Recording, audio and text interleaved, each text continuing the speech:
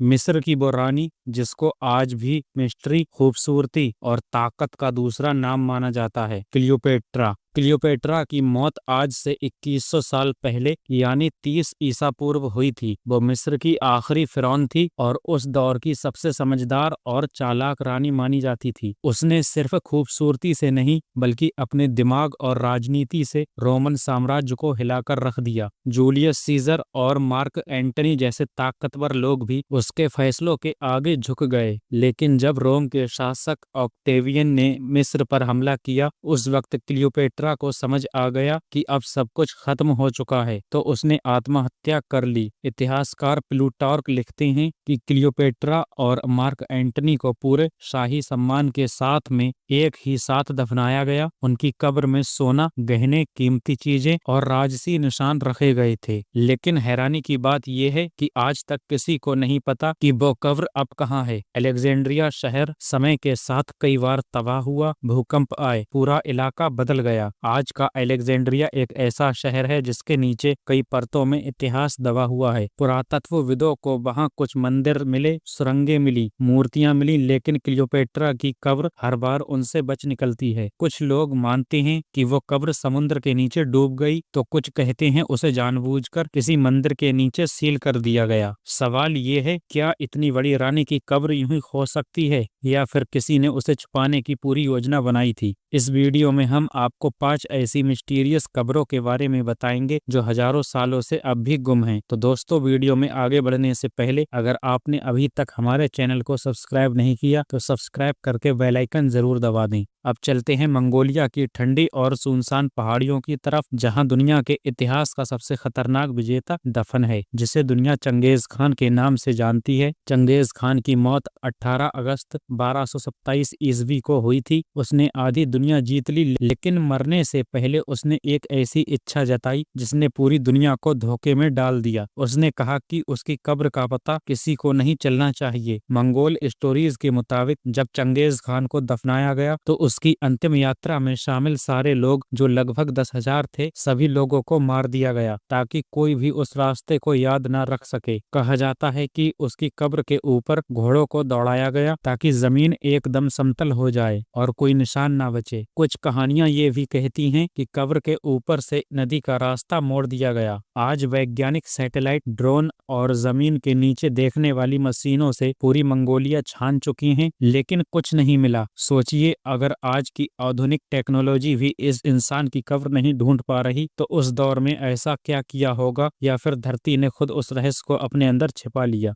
अब बात करते हैं उस इंसान की जिसने जिंदा रहते हुए आधी दुनिया जीत ली, लेकिन मरने के बाद अपनी कब्र को नहीं बचा पाया। Alexander the great. अलेक्जेंडर की मौत 10 जून 323 ईसा पूर्व को बेवोलिन में हुई थी। उसकी उम्र उस वक्त सिर्फ 32 साल थी। उसकी मौत अचानक हुई और आज तक ये बात साफ नहीं हुई कि वो बीमारी की वजह से मरा, जहर दिया गया, या फिर किसी साजिश या हमले में उसकी मौत हुई। उसकी मौत के बाद उसके जिस्म को सोने के ताबूत में रखा गया ताकि दुनिया देख सके कि महान सम्राट की विदाई भी शाही होगी। उसके जिस्म को मिस्र ले जाया गया क्योंकि उस वक्त मिस्र को पवित्र जमीन माना जाता था। कई सालों तक अलेक्जेंडर की कब्र सबके सामने थी। लोग दूर दूर से उसे देखने आते थे। कहा जाता था कि रोमन सम्राट तक उसकी कब्र पर झुकने आते थे ताकि उसकी ताकत का आशीर्वाद मिल सके। लेकिन फिर धीरे धीरे कुछ ऐसा हुआ जो इतिहास समझ नहीं पाया। अलेक्जेंडर का मकबरा अचानक गायब हो गया। कोई लड़ाई नहीं हुई, कोई रिकॉर्ड नहीं मिला कि उसे कहीं और शिफ्ट किया गया। समय बीतता गया, अलेक्जेंड्रिया शहर दोबारा से बसता गया। पुरानी इमारतें मिट्टी में दबती गईं, उनके ऊपर नई इमारतें खड़ी होती गईं। लेकिन हो सकता है कि इन सबके ठीक नीचे दुनिया का सबसे मशहूर मकबरा दफन हो। सबसे बड़ा सवाल यही है, क्या इतनी बड़ी और मशहूर कब्र यूं ही खो सकती है, या फिर किसी ने जानबूझकर उसे छिपा दिया ताकि कोई उसकी ताकत और उसके नाम का इस्तेमाल दोबारा न कर सके? यही वजह है कि अलेक्जेंडर द ग्रेट का मकबरा आज भी इतिहास का सबसे बड़ा रहस्य बना हुआ है।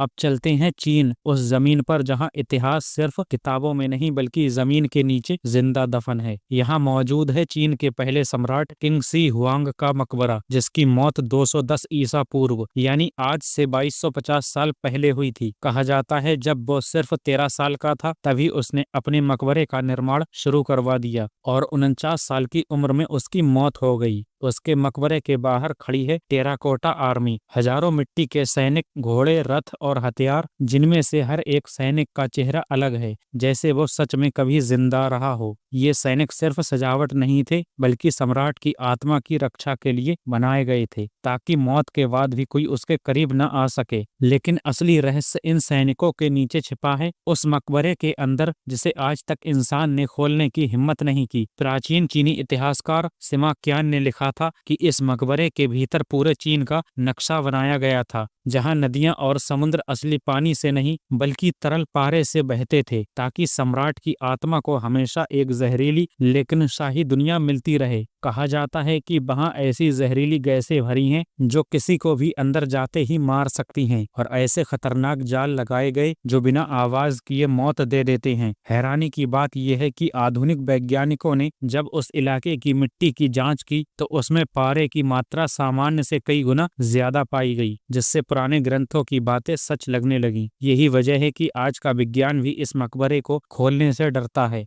डर इस बात का नहीं कि अंदर क्या मिलेगा, बल्कि डर इस बात का है कि अंदर घुसते ही क्या कुछ हमेशा के लिए खत्म हो जाएगा। 2000 साल पुराने रंग, संरचनाएं और रहस्य एक बार हवा के संपर्क में आए तो शायद कभी वापस ना बचें। सोचिए, एक ऐसा सम्राट जिसने अपनी मौत से पहले ही अपने लिए ऐसा मकबरा बनवा लिया जो आज भी पूरी दुनिया को चुनौती दे रहा है। अब सवाल ये है कि उस मकबरे के अंदर क्या है।